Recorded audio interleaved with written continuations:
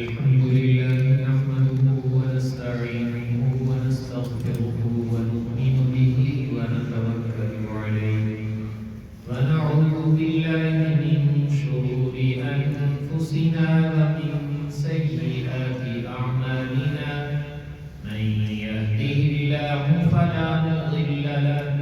ومن يضلله فلا هادي له ونشهد أن لا إله إلا الله وحده لا شريك له ونشهد أن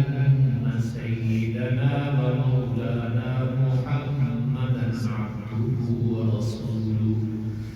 أما بعد فأعوذ بالله من الشيطان الرجيم بسم الله الرحمن الرحيم والجار بالقربى والجار الجنب والصاحب بالجنب وابن السبيل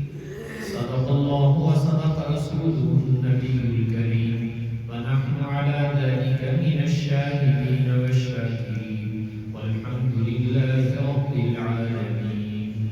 اللهم صل على سيدنا محمد النبي الأمي وعلى آله وأصحابه وسلم تسليما كثيرا كثيرا يا رب صل وسلم دائما أبدا على حبيبك خير الخلق كلهم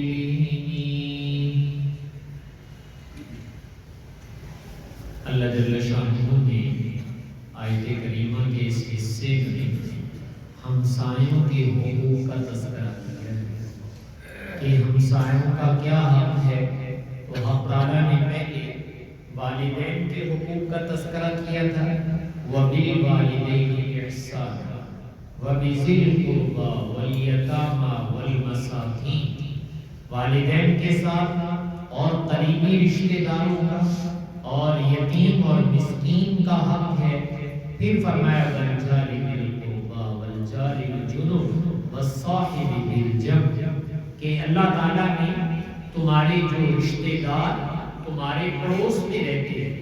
یا ویسے تمہارا پڑوسی ہے یا تمہارے پاس مجلس میں بیٹھنے والا ہے، اس کا بھی حق تمہارے اوپر رکھا ہے کہ اس کے ساتھ بھی اچھا برتاؤ کرو، حسن سلوک کرو۔ تو میں نے عرض کیا کہ یہ حقوق شریعت بیان کر دیا۔ شریعت نے اسلامی معاشرہ یا جس کو آپ اسلامی سوسائٹی کہتے ہیں، اس میں باہمی تعاون کہ ایک دوسرے کے ساتھ تعاون ہو، اس کو کوئی اصول بیان کیے بلکہ احکامات بھی ہیں، اور وہ احکامات ایک معاشرے کو چلانے کے لیے۔ یاد رکھیے گا جس معاشرے میں میں اور آپ رہ رہے ہیں انسانوں کے اندر، یہاں ایسا نہیں ہے کہ ہر کوئی اپنا کھائے اپنا پیے سارے کام اپنے خود کرے، نہیں، اللہ تعالیٰ نے مجھے اور آپ کو آپس میں جوڑا ہوا ہے۔ میں نے کوئی بھی چیز لینی ہے تو مجھے دوسرے کے پاس جانا پڑے گا، اس کے ساتھ ملنا پڑے گا، پھر یہ معاشرہ چلے گا، اور اکیلے الگ تھلگ یہ معاشرہ کبھی بھی نہیں چل سکتا۔ تو جب آپس میں میل ملاپ ہے، مل جل کر یہ معاشرہ چلتا ہے، تو شریعت نے اس کے احکامات بتلا دیے کہ جس کو آپ امداد باہمی کہتے ہیں یا باہمی تعاون کہتے ہیں، ہم اس کے احکامات ذکر کریں تاکہ وہ معاشرہ چل جائے اور معاشرے میں کمزور لوگ بھی چل جائیں، ایک دوسرے کی ضرورت بھی پوری ہو جائے اور ایک دوسرے سے تکلیف بھی نہ پہنچنے پائے۔ میں نے عرض کیا اس کے لیے شریعت نے احکامات بیان کیے، اس لیے کہ بھائیو یہ احکامات اللہ تعالیٰ نے جانوروں کو نہیں سنے، کسی جانور کو اس کا مکلف نہیں بنایا کہ بھئی تم نے اپنے ہمسائے کا خیال کرنا، وہ کر بھی نہیں سکتا ہے۔ تو میں نے کہا جانوروں کے لیے یہ احکامات نہیں ہیں، یہ احکامات میرے اور آپ کے لیے ہیں۔ اگر تو ہم ان احکامات پر عمل پیرا ہیں تو یاد رکھیے میں اور آپ ایک بہترین معاشرہ اور سوسائٹی اس کو بنا رہے ہیں، لیکن اگر ان احکامات سے میرا اور آپ کا دامن خالی ہے تو پھر یاد رکھیے دیکھنے کو تو میں اور آپ انسان ہیں لیکن اندر سے کچھ اور بنتا۔ ہمارے اسلام آباد کے بہت بڑے بزرگ ہوتے تھے مفتی زین العابدین صاحب رحمۃ اللہ علیہ، تو وہ ایک بات فرمایا کرتے تھے، فرماتے تھے کہ انسان جب اس کے اندر سے انسانیت ختم ہوتی ہے، اندر کی انسانیت جب ختم ہوتی ہے تو سب سے پہلے انسان کے اندر گدھا پن پیدا ہوتا ہے، وہ گدھوں والی عادتیں اس کے اندر آتی ہیں۔ اور پھر مثال دے کر کہتے تھے کہ جیسے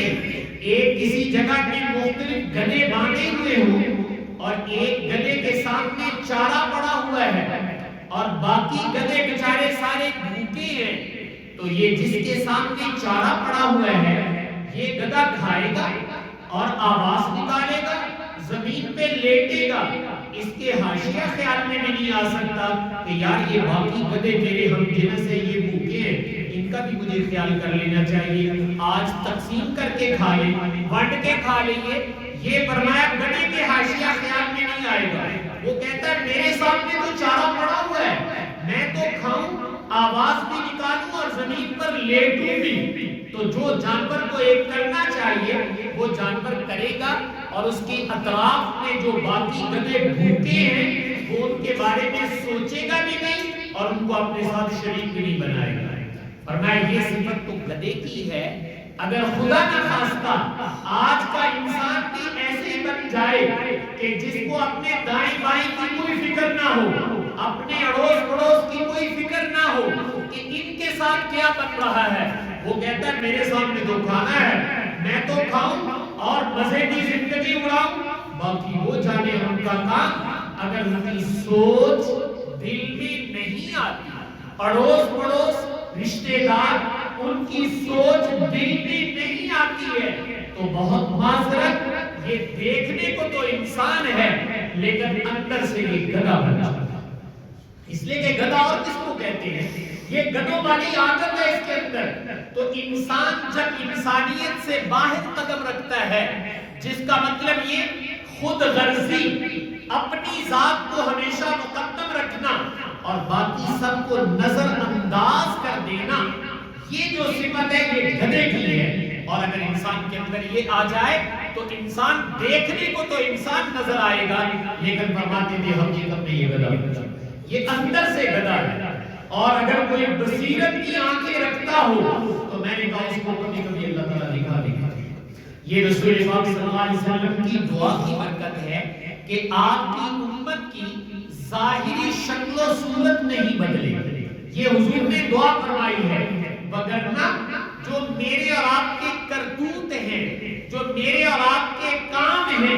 ان کاموں سے اندر تو مسخ ہوتا ہی ہے، پہلی امتوں کی ظاہری شکل و صورت بھی بدل گئی۔ کونوا قردۃ خاسئین، اللہ تعالیٰ فرماتے ہیں بندر بن جاؤ، کسی کو بندر بنا دیا گیا، کسی کو کچھ بنا دیا گیا۔ تو میں نے کہا وہ عادتیں تو ہمارے اندر نہیں ہیں لیکن حضور کی دعا کی برکت ہے کہ اللہ ہماری ظاہری شکل و صورت کو نہیں بدل رہے لیکن اندر کو میں اور آپ بدل چکے ہیں، اور وہ یہ کہ اگر میرے پاس ہے تو مجھے کسی کی فکر کی ضرورت نہیں ہے، نہ اپنا اڑوس پڑوس دیکھوں نہ اپنے رشتہ داروں کو دیکھوں، بس یہ دیکھوں کہ میرا پیٹ بھرنا چاہیے۔ تو یہ گدھے والی سوچ ہے۔ فرماتے تھے انسانیت جب باہر نکلتی ہے، انسان انسانیت سے باہر نکلتا ہے تو پہلے گدھا بنتا ہے۔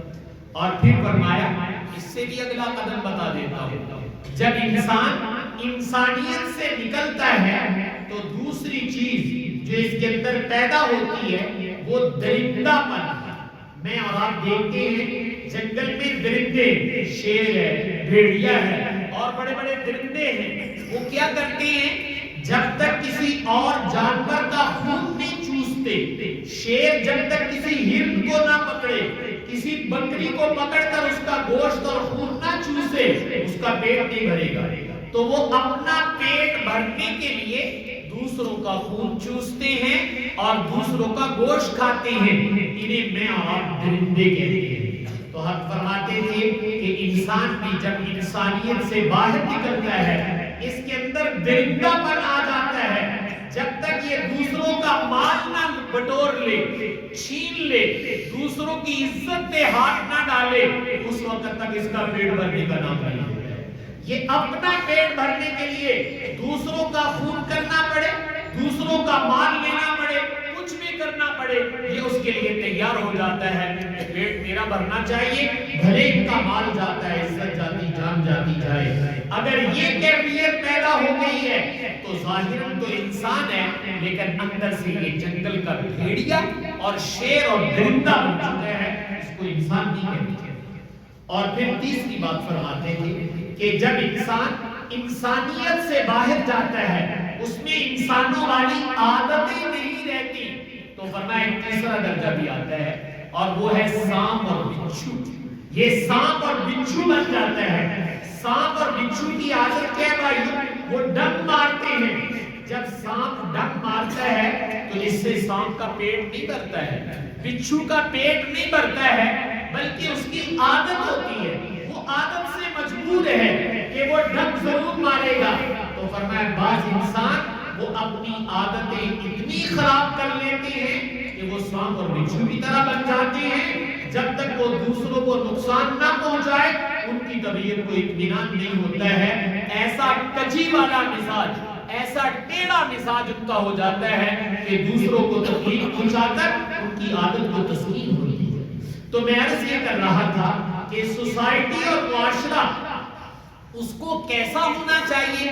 اور ان کا آپس میں تعاون کیسا ہونا چاہیے تاکہ اس میں ہر فرد آسانی سے زندگی گزار سکے۔ شریعت نے اس کے احکامات بیان کیے، ان احکامات میں سے ایک حکم یہ ہے وَالْجَارِ ذِي الْقُرْبَى وَالْجَارِ الْجُنُبِ وَالصَّاحِبِ بِالْجَنبِ، جس کو میں اور آپ ہمسایہ کہتے ہیں، پڑوسی کہتے ہیں کہ ہمسائے کے حقوق کیا ہیں، پڑوسی کے حقوق کیا ہیں۔ تو شریعت نے اس کی تفصیلات ذکر کی ہیں۔ فرمایا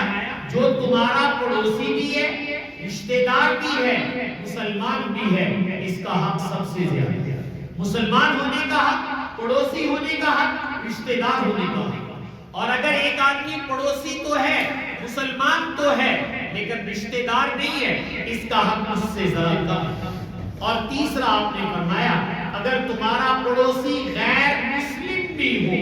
کوئی کافر بھی تمہارا پڑوسی ہو، تو پڑوسی ہونے کا حق اس کا بھی موجود ہے، اس کے ساتھ بھی تمہیں رواداری برتنی چاہیے، اچھا رویہ برتنا چاہیے، چونکہ وہ تمہارا پڑوسی ہے، بھلے وہ غیر مسلم کیوں نہ ہو۔ تو شریعت نے پڑوسی کے حقوق کا اتنا لحاظ کیا ہے کہ غیر مسلم کا بھی حق بیان ہے۔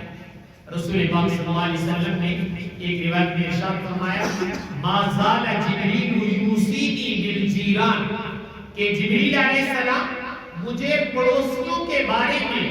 بار بار تاکیدی حکم کر رہے تھے کہ اللہ کا یہ حکم ہے، پڑوسی کے ساتھ یہ کرو، ہمسائے کے ساتھ یہ کرو۔ کہنے لگے حتی ظننت انہ سیورثہ، مجھے یہ گمان ہونے لگا کہ شاید اللہ تعالیٰ یہ حکم بھی نازل کر دیں کہ جیسے مرنے کے بعد میرے بیوی بچے وہ میری جائیداد کے وارث ہوں گے، احکامات اس طرح پڑوسی کے بارے میں آ رہے تھے، مجھے یہ گمان ہونے لگا کہ شاید شریعت پڑوسی کو بھی وارث قرار دے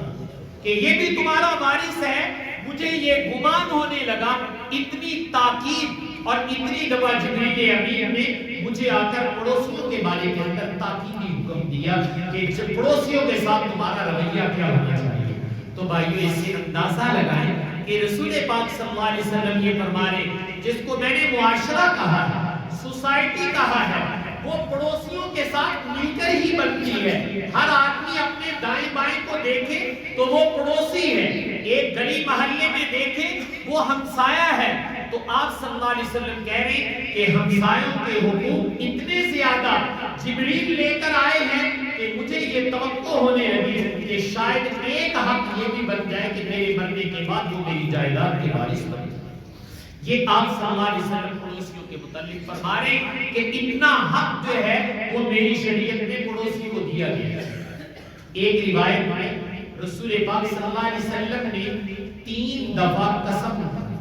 حالانکہ اگر آپ بغیر قسم کے بھی کوئی بات کہیں تو وہ میرے اور آپ کی سر آنکھوں پر ہے.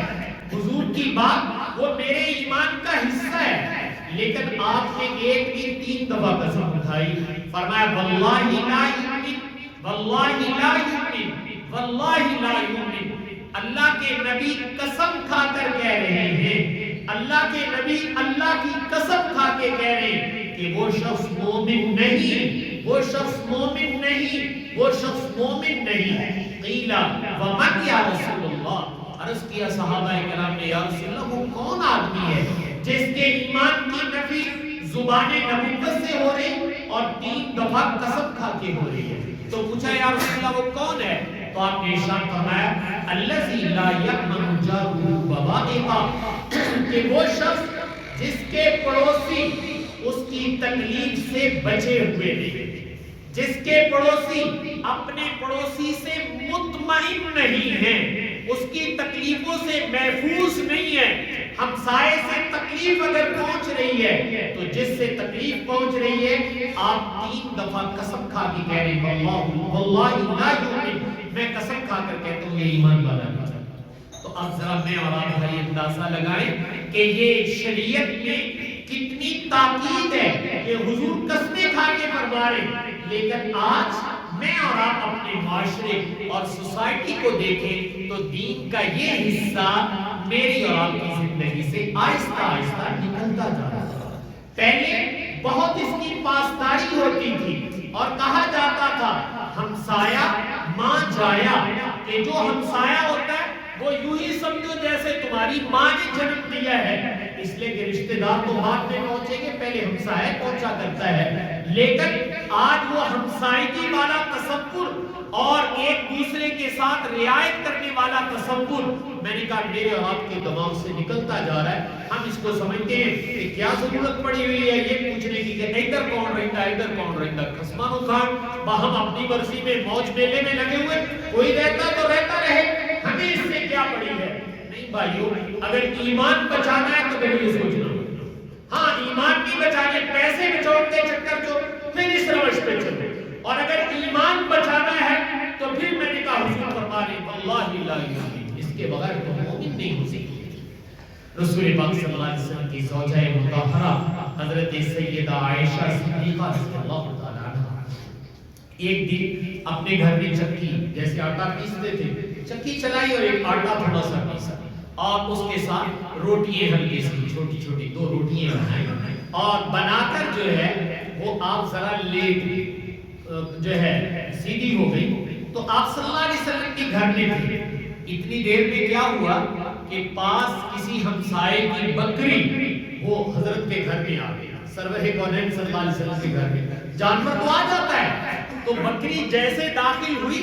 تو سامنے اس نے دیکھا روٹی پڑی ہوئی ہے. تو بکری تو ہر چیز کو منہ ڈالتی ہے، تو جب اس نے روٹی کو منہ ڈالا تو روٹی اس نے اپنے منہ میں لے اور منہ میں لے کے جیسے جانور واپس جاتا ہے تو وہ واپس جانے لگی. حضرت عائشہ رضی اللہ تعالیٰ عنہ لیٹی ہوئی تھی. آپ نے دیکھ لیا کہ میری روٹی بڑی مشکل سے تیار ہوئی تھی اور وہ بکری اٹھا کے جا رہی ہے، تو آپ تیزی سے بھاگی اس کے پیچھے تاکہ اس سے پکڑوں. تو جب آپ تیزی سے بھاگی تو رسول پاک صلی اللہ علیہ وسلم منع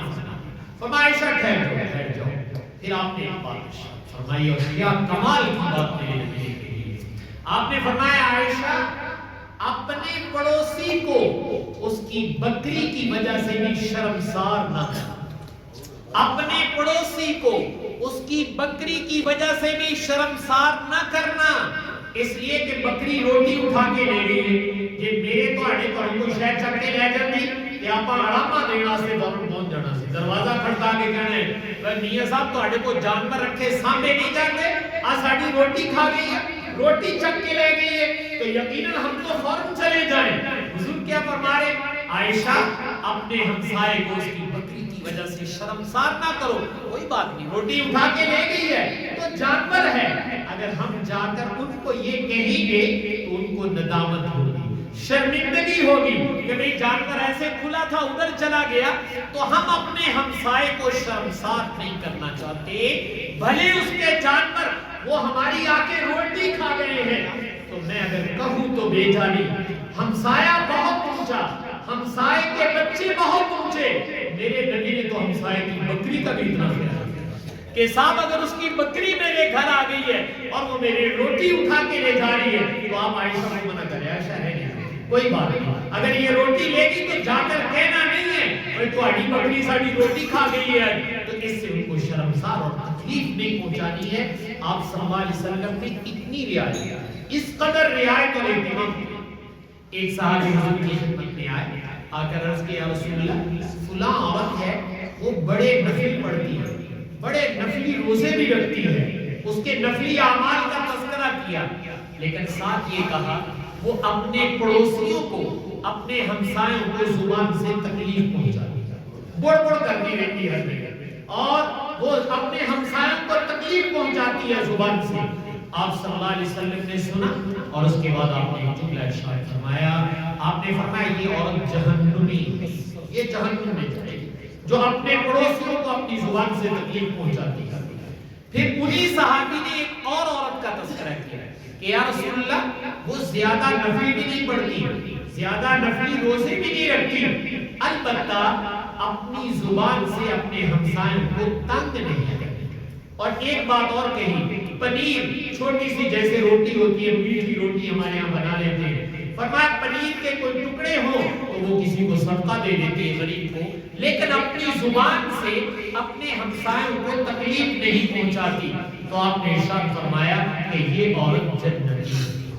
اب دیکھیے بھائی، رسول پاک صلی اللہ علیہ وسلم جنتی اور جہنمی ہونے کا فیصلہ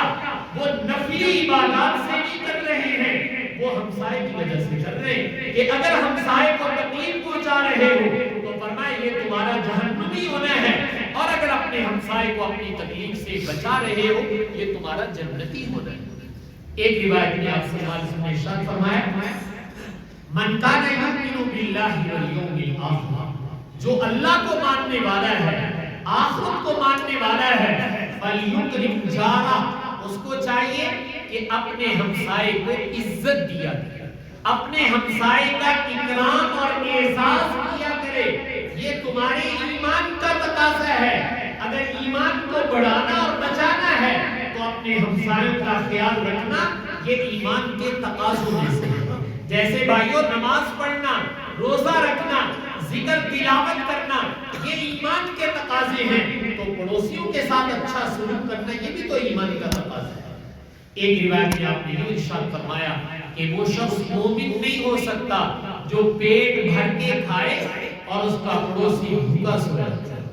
اس کا پڑوسی اگر بھوکا ہے اور یہ پیٹ بھر کے کھا کے سو گیا ہے تو آپ نے فرمایا لا یؤمن، یہ شخص مومن ہو ہی نہیں سکتا۔ تو یہ پڑوسیوں کے حقوق رسول پاک صلی اللہ علیہ وسلم ارشاد فرمائے تاکہ مسلمانوں کا معاشرہ،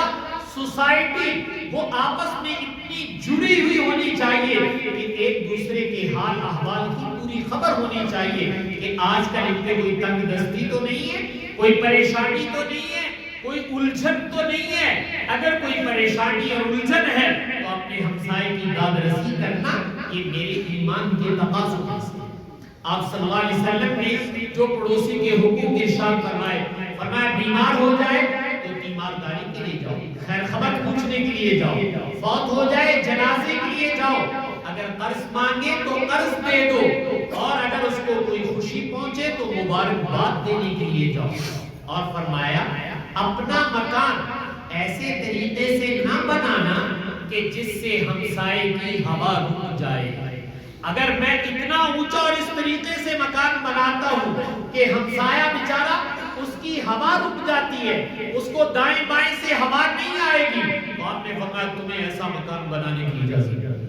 ایسا مکان مت بناؤ کہ جس سے تمہارے ہمسائے کا ملکہ ہوا رک جائے، ایسا مکان بنانے کی بھی شریعت اجازت ہے۔ اور ایک روایت میں آپ نے کیا فرمایا اذا طبخت مرقا فاکثر ماءها وتعاهد جیمانها۔ ایک روایت میں پہلے آپ نے یوں فرمایا کہ اگر تم اپنے گھر میں کوئی اچھا کھانا پکانے لگے ہو تو ایسے مت کرو کہ اپنے کھانے کی مہک یا اپنے کھانے کی خوشبو سے اپنے ہمسائے کو تکلیف نہ پہنچاؤ۔ اگر وہ نہیں بنا سکتا ہے تو پھر اتنے عمدہ کھانے اس طریقے سے نہ بناؤ کہ اس کی خوشبو اور مہک ان تک پہنچے اور ان کا دل دکھنے لگے۔ فرمایا اگر آپ نے اچھا کھانا بنانا ہی ہے تو اس کا طریقہ یہ ہے کہ اس میں تھوڑا سا پانی یعنی زیادہ بنا لو، بطاحت جیوانا، اور جب اچھا کھانا بناؤ تو سب سے پہلے اپنے پڑوسی کے گھر میں تاکہ پتہ چلے کہ ان کے دل میں اخوت، محبت، یہ جذبات موجود ہیں، یہ دل ٹھنڈے نہیں ہو گئے، یہ اسلامی ثقافت سے واقف ہے اور نبی نے جو کچھ بتایا تھا اس سے واقف ہے۔ میں نے کہا صحابہ کرام کے قربان جائیں، انہوں نے عمل کر کے دکھایا۔ عبداللہ ابن عمر رضی اللہ تعالیٰ عنہ اپنے گھر میں کوئی جانور ذبح کیا تو آپ آئے تو اپنے گھر والوں سے پوچھا کہ یہ میرا پڑوسی ہے یہودی، تو یہ گوشت اس کے گھر بھی بھیجا ہے کہ نہیں بھیجا؟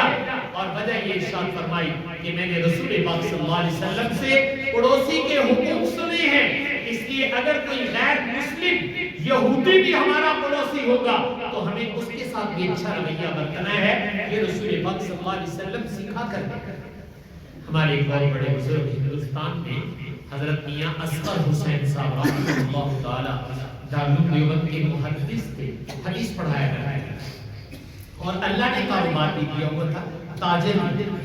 تو ایک دفعہ کچا مکان تھا، جیسے ہمارے ہاں دیہاتوں میں میرے کچے مکان ہوتے تھے تو اس کی لپائی کرنی پڑتی، مٹی کے ساتھ چھت کی لپائی، دیواروں کی لپائی، چونکہ برسات ہوتی تھی تو وہ مٹی اتر جاتی تھی تو چھت ٹپکنے لگتی تھی، تو وہ لپائی کروا رہے تھے، مزدور لگے ہوئے، لپائی ہو رہی ہے مٹی کے ساتھ۔ تو مفتی اعظم پاکستان مفتی محمد شفیع صاحب نفر اللہ مرقدہ ملنے کے لیے آئے تو عرض کیا حضرت آپ ہر سال اپنے مکان کی لپائی کرواتے ہیں، اس میں اچھا خاصا خرچہ ہو جاتا ہے اور پھر گھر کچے کا کچا ہے، جب برسات آئے گی بارش پڑے گی یہ مٹی پھر اکھڑ جائے گی، تو جتنے پیسے آپ ہر سال لپائی کے لگاتے ہیں یہ جمع کر کے تو ایک پکا مکان اچھا سا بنتا۔ تو حضرت میاں صاحب نے یہ بات سنی اور کہا مولوی شفیع ہم بوڑھے ہو گئے، ہمیں عقل ہی نہ آئی، اتنے پیسوں سے تو پکا مکان بنانا تھا، اسی کچے نہیں لپ دے رہے ساری زندگی، اسی کی لپائی کراتے رہے۔ بات آئی گئی ہو گئی، چند دن گزر گئے تو پھر کہا مولوی شفیع آؤ ذرا، تم نے مجھے ایک مشورہ دیا تھا کہ بھئی لپائی کرا کے تھاکے استاد جی پیسے بھی روڑ لیں گے، پکا کوٹھا بنا لیں گے۔ تو فرمایا بات بتاؤں اندر کی؟ تو پھر بات بتائی کہ مولوی شفیع جس گلی میں میرا مکان ہے اس میں سب لوگ غریب ہیں اور ان میں سے کسی میں طاقت نہیں ہے کہ وہ پختہ مکان بنا سکے، مجھے تو اللہ نے کاروبار بھی دیا تھا، پیسے بھی دیے تھے، میں تو پکا مکان پہلے دن بنا سکتا تھا، لیکن دل میں آتا تھا کہ اگر میں پکا مکان بناؤں گا تو میرے ہمسایوں کا شاید دل نہ لگ جائے کہ ہمارے پاس بھی چار آنے ہوتے ایسی بھی تگڑا جا کوٹھا پا کے دکھاؤں دے، تو یہ دل سے آہ نہ کہیں نکل جائے۔ میں نے پوری زندگی کچے مکان میں لپائی کر کے زندگی برداشت کر لی، صرف اس لیے پکا نہیں بنایا کہ ہمسایوں کو تکلیف ہو۔ صاحب ایمان اس کا نام ہے۔ اللہ تعالیٰ کرے کہ یہ ایمان میرے دل میں بھی آئے اور آپ کے دل میں آئے۔ جب ایسے ہمسائے ہوتے ہیں یہ بہت کمال لوگ ہوتے ہیں، لوگ ان پہ فخر کیا کرتے ہیں۔ ایک بہت بڑے محدث گزرے ہیں عبداللہ ابن مبارک رحمۃ اللہ علیہ، ان کا جو پڑوسی تھا نا وہ یہودی تھا، اس نے اپنا مکان بیچنا چاہا، اس نے اپنے مکان کی ڈبل قیمت لی، اگر وہ 10 لاکھ کا تھا اس نے کہا جناب میں نے 20 لاکھ روپے لے۔ لوگ بڑے حیران کہ بھئی 10 لاکھ کا مکان ہے، چل تو 11 لے گا تو 20 کا مانگنا ہے۔ تو جب اس سے آ کر سوال کیا کہ آپ ڈبل قیمت کس کی لگا رہے ہو، اس نے کہا 10 لاکھ میرے مکان کی قیمت ہے اور 10 لاکھ میرے پڑوسی کی قیمت ہے۔ ایسا پڑوسی عبداللہ ابن مبارک جیسا ڈھونڈنے سے بھی نہیں ملے گا۔ میں اس پڑوسی کی قیمت محسوس کر رہا ہوں، یہ پڑوس جس کو آج میں اور آپ لوکیشن نہیں کہتے، بھئی چنکی دی لوکیشن کے کوئی پلاٹ ملتا ہوئے، کارنر دا پلاٹ ہوئے کہ بڑا مہنگا ہوتا ہے، دکان مارکیٹ کی ہو تو بڑی مہنگی ہوتی ہے۔ بھائیو بڑی معذرت، میری مارکیٹ بھی قیمتی، میرا کارنر بھی قیمتی، بے قیمت تو میں ہوں اور آپ۔ کیا میری وجہ سے میں میرے پڑوسی کی قیمت بڑھ رہی ہے کہ میں اس کا پڑوسی ہوں؟ لوگ کہیں اس کا ریٹ زیادہ ہو گیا، اتنا اچھا انسان ڈھونڈنے سے نہیں ملے گا۔ اگر میرے پڑوس کی وجہ سے قیمت بڑھ رہی ہے پھر تو مجھے کہنا چاہیے کہ میں اور آپ ترقی یافتہ ہیں. اگر میری وجہ سے قیمت پہ اثر نہیں پڑ رہا ہے، یہ مارکیٹیں تو قیمتی بنا لی تم لوگوں نے، باقی چیزوں کو تو قیمتی بنا لیا، لیکن میں نے اور آپ نے اپنے آپ کو تنزل کے گڑھے میں ڈال دیا. اس لیے حضور فرما رہے ہیں کہ یہ پڑوسیوں کے حقوق کی پاسداری کرو. اگر تم مومن بننا چاہتے ہو، اس کے بغیر تمہارا ایمان نہیں ہو سکتا. تو جو سوسائٹی، معاشرہ جس میں اڑوس پڑوس کے حقوق کی پاسداری ہوگی، میں نے کہا ترقی یافتہ اس کو کہا جاتا ہے. تو آپ صلی اللہ علیہ وسلم یہ چیزیں اپنے معاشرے میں پیدا فرما کر گئے تھے. آج آہستہ آہستہ وہ میری اور آپ کی زندگی سے بھائیوں نکلتی جا رہی ہیں. اللہ تعالیٰ کرے کہ یہ پڑوسیوں کے حقوق کی پاسداری، اس کی رعایت اور یہ جذبات میرے اندر بھی پیدا ہو اور میری نسل نو کے اندر بھی پیدا ہو. یہ اخلاقی قدریں مجھے اور آپ کو پیدا کرتی ہیں. حق تعالیٰ سے دعا ہے کہ حق تعالیٰ مجھے آپ کو